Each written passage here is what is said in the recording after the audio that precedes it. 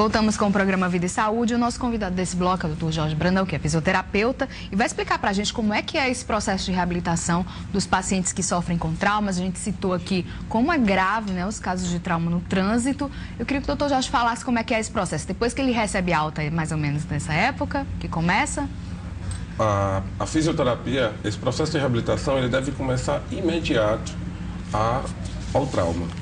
O pós-cirúrgico, hoje sabemos que quanto mais precoce iniciarmos o tratamento de fisioterapia, melhor a recuperação da função dessas estruturas. O grande problema hoje é que nós não temos esses centros de reabilitação. Hoje, Fortaleza não tem um centro de reabilitação.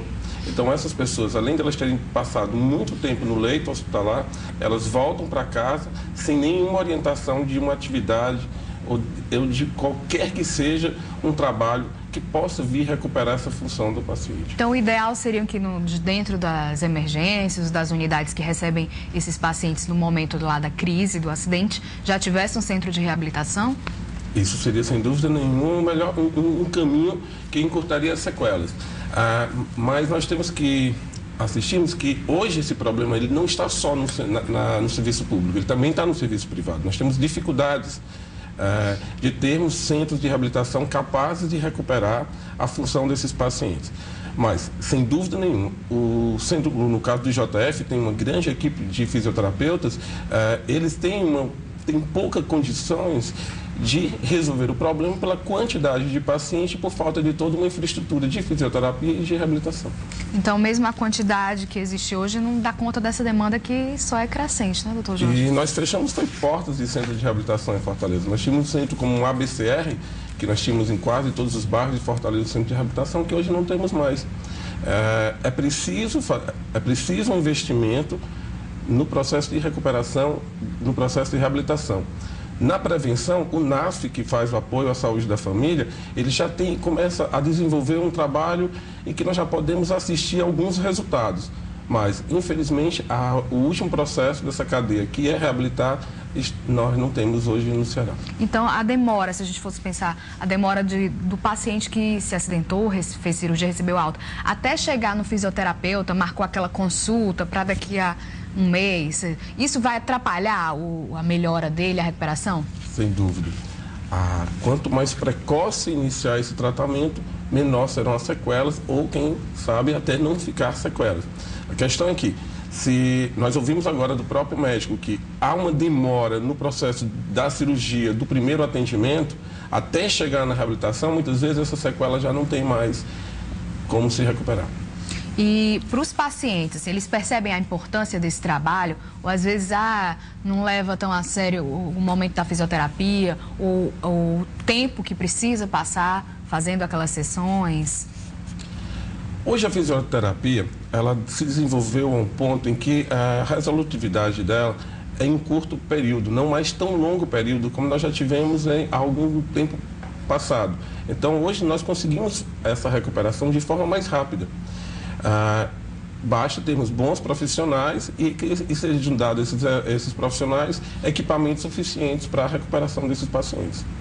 Então, isso já está mais na mente das pessoas com relação a um resultado mais rápido do que no passado. Hoje há essa consciência de que uma fisioterapia especializada, com profissionais tecnicamente preparados, você tem uma resolução dos problemas muito mais rápido e começando precocemente. Pensando nessas sequelas que a gente citou aqui com relação aos acidentes de trânsito, elas podem ser incapacitantes em que situações na vida do ser humano? A perda do seu caminho do profissionalismo. Ele pode parar de exercer sua profissão.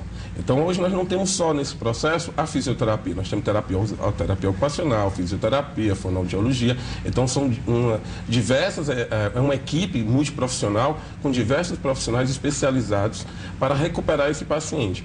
Um paciente que sofre um acidente de moto, ele pode não voltar mais a trabalhar. Nós já ouvimos aqui, ele pode tornar-se um tetraplégico, um paraplégico, ele pode não recuperar mais a função motora do seu membro superior. Um acidente, um motorista de caminhão que sofre um acidente e tem multifraturas de membro superior, ele pode não recuperar mais e perder a sua função como motorista. Ele vai ter que procurar trabalhar de outra forma. Um mototaxista, ele pode procurar trabalhar, tentar ser reabilitado para ir trabalhar em uma outra função e perder a sua função primária.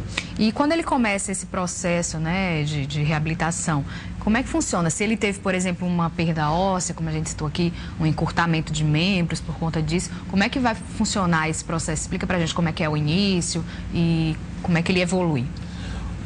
A primeiro trabalho que o fisioterapeuta deve pensar é nessa recuperação funcional, esse trabalho muscular. Sabe-se que a estrutura óssea hoje ela está relacionada à função do músculo. Então, se eu recupero a função, a estrutura deve recuperar-se com mais ênfase, com mais objetividade, e eu ganho amplitude articular, eu ganho mobilidade, eu consigo fazer com que esse meu paciente possa voltar a andar mais rápido, que ele possa voltar a exercer sua atividade profissional. Então, eu preciso pensar na função, na busca da recuperação da estrutura no caso da perda óssea, do encurtamento. E os exercícios que o paciente faz, por exemplo, voltado a uma independência, como você citou aí, no caso de uma reabilitação profissional, mas também na vida, né? Se alimentar, como é que é? Quais são as etapas nesse caso, assim?